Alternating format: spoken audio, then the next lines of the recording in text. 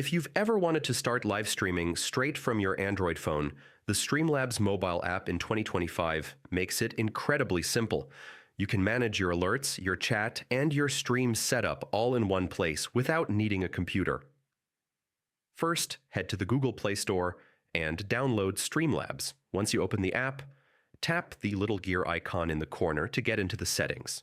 This is where you'll set everything up. Streamlabs lets you pick from a variety of stream themes right away.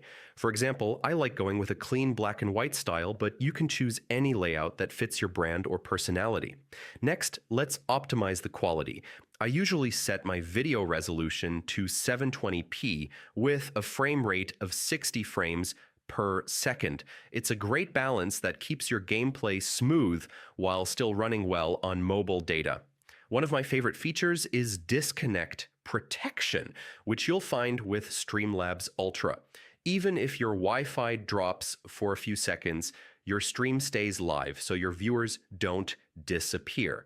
Now it's time to choose your platform.